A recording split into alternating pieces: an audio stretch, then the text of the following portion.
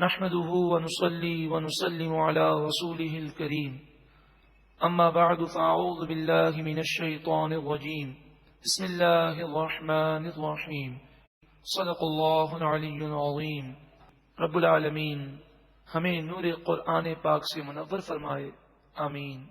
سورہ نور چھٹا رکوع آیت نمبر 41۔ الم ترى، کیا تم نے نہ دیکھا، ان اللہ یسبح له من فی السماوات والارض، آسمان و زمین میں جو بھی ہے وہ اللہ کی پاکی بیان کر رہا ہے، والطیر صافات، اور پرندے اپنے پروں کو پھیلائے ہوئے اللہ کی پاکی بیان کر رہے ہیں۔ انہیں اللہ کی تسبیح کرنا کس نے سکھایا؟ انہیں اللہ کا ذکر کرنا کس نے سکھایا؟ انہیں اللہ نے سکھایا۔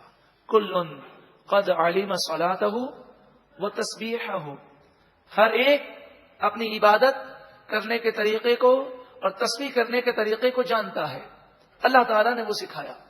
اے انسانوں، اے جنات، صرف تم ہو کہ تم گناہ کرتے ہو، اللہ کے ذکر سے غافل ہوتے ہو، حالانکہ سب سے زیادہ نعمتیں انسان کو عطا کی گئیں۔ واللہ علیم بما یفعلون، اللہ خوب جاننے والا ہے جو وہ کام کرتے ہیں۔ وللہ ملک السماوات والارض، اللہ ہی کے لیے آسمانوں و زمین کی بادشاہت ہے۔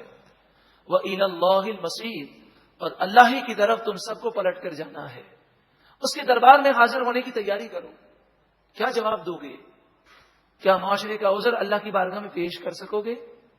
جب کوئی عورت یہ کہے کہ میرا شوہر ظالم تھا تو حضرت بی بی آسیہ کو پیش کیا جائے گا، فرمایا جائے گا دیکھو ان کا شوہر تو فرعون تھا جو ظالم بلکہ ظالموں کا سردار تھا۔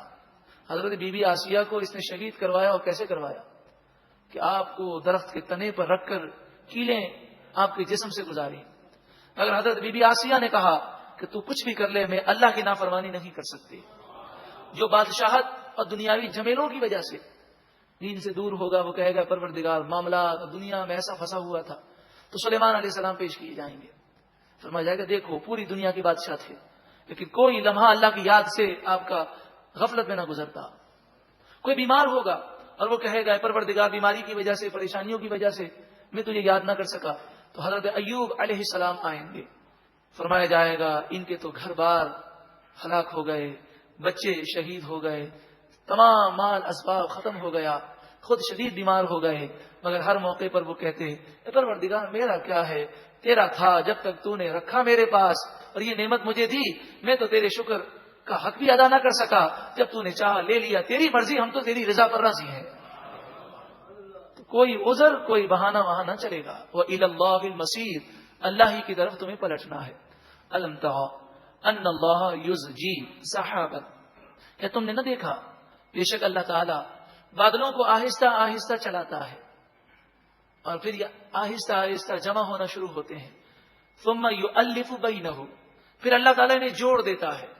اب دیکھیں بادل کے ٹکڑے جب جڑ جاتے ہیں تو پورا ایک بادل محسوس ہوتا ہے۔ کوئی اس میں بسا اوقات ایسے جڑ جاتے ہیں کہ بسا اوقات کوئی گیپ نظر نہیں آتا۔ ثم یجعلہ رکاما، پھر اللہ تبارک و تعالی ان بادلوں کو رکامن کر دیتا ہے، تہ بتہ کر دیتا ہے۔ پھر آپ جانتے ہیں کہ بادل گہرے ہوتے جاتے ہیں اور اندھیرا بڑھتا جاتا ہے۔ فتر الودق، پھر تم بارش کو دیکھتے ہو، یخرج من خلالہ، جو بادلوں کے درمیان سے نکلتی ہے۔ ہزاروں بادل ہوں، اللہ نہ چاہے تو بارش نہ برسے، چاہے کتنی پیشن گوئیاں ہوں، اور جب وہ برسانا چاہے تو کوئی روک نہیں سکتا۔ وَيُنَزِّلُ مِنَ السَّمَاءِ، اللہ تعالیٰ آسمان سے نازل کرتا ہے پانی کو، اولوں کو، برف کو۔ من جبال فیہا، ان بادلوں میں پہاڑ ہے۔ مراد یہ ہے کہ پانی کا ذخیرہ ہوتا ہے، پانی، برف اور اولے کا ذخیرہ ان بادلوں سے اوپر ہے۔ یہ تو سائنس بھی اب تسلیم کرتی ہے۔ من بردن، تو ان بادلوں میں سے اللہ تعالیٰ برد کو، اولوں کو، برف کو نازل فرماتا ہے۔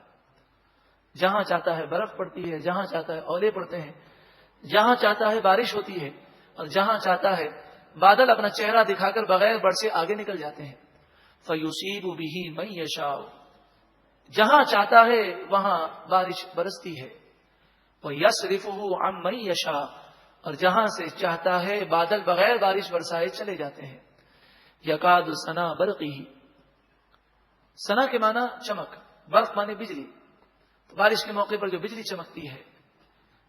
یذھب بالابصار، کبھی کبھی تو ایسی زوردار بجلی ہوتی ہے کہ لگتا ہے کہ کہیں وہ ہماری نگاہیں ضائع نہ کر دے. تو بجلی چمکتی ہے، بادل گرجتے ہیں، اور اس بجلی چمکنے میں اس قدر وولٹیج ہے اور اس قدر اس کی توانائی ہے. کہتے ہیں ایک ہلکی سی جو بجلی آسمان پہ چمکتی ہے اس میں اس قدر کرنٹ ہے کہ لاکھوں بلب اس کرنٹ سے جلائے جا سکتے ہیں. جب یہ بجلی کسی پر گر جائے تو اس کا کیا حشر ہوگا. پورے مکانات، پتھر کے مکانات جل جاتے ہیں. وہ رب جو چاہے کر سکتا ہے. انسان اس قدر کمزور ہے پھر بھی رب کی نافرمانی کیوں کرتا ہے. یقلب اللہ اللیل والنہار، اللہ تعالیٰ دن اور رات کو پلٹتا ہے. یعنی دن کے بعد رات، رات کے بعد دن، پھر دن آہستہ آہستہ بڑے ہوتے ہیں، راتیں چھوٹی ہوتی ہیں، پھر راتیں آہستہ آہستہ بڑی ہوتی ہیں، دن چھوٹے ہوتے ہیں. یہ ایک نظام ہے جس میں کوئی خلل واقع نہیں ہوتا. ان فی ذالک لعبرۃ لأولی الابصار، بے شک اس میں نگاہ رکھنے والوں کے لیے عبرت ہے، اس رب کی قدرت کی نشانیاں ہیں. واللہ خلق کل دابۃ من ماء، اللہ تعالی نے ہر مخلوق کو یعنی ہر جانور کو اور ہر انسان کو پانی سے پیدا کیا. دابہ کے لغوی معنی ہے چلنے والا، اور یہاں مراد ہے زمین پر چلنے والا جانور ہو یا انسان ہو. اس کی پیدائش پانی کے بے حقیقت قطرے نطفے سے ہوئی. فَمِنْهُمْ مَن يَمْشِي عَلَى بَطْنِهِ، تو ان جانوروں میں سے بعض وہ ہیں جو پیٹ پر چلتے ہیں، جن کے پاؤں نہیں ہیں. جیسے سانپ، وہ پیٹ کے عضلات کو ایسی حرکت دیتا ہے کہ سانپ کا چلنا پیٹ پر ہے.